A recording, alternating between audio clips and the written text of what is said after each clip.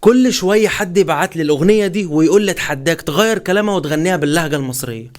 لجي لهلج واقول لهم احب نبتكم الحلوة، واذا ما يرضى ينطونج ابوقج بوقه بالقوة. وانا قبلت التحدي من كل اللي اتحداني وقررت في الفيديو ده ان اغير كلام الاغنية دي واغنيها باللهجة المصرية، وعايز كل اللي بيشوفني دلوقتي يكمل الفيديو للاخر، واللي تعجبه باللهجة المصرية يعمل اكسبلور، يدوس على السهم اللي تحت الكومنتات هيظهر لك 3 نقط، دوس عليهم كده انت عملت اكسبلور، واللي ما تعجبوش باللهجة المصرية يكتب في الكومنتات الاصلية احلى.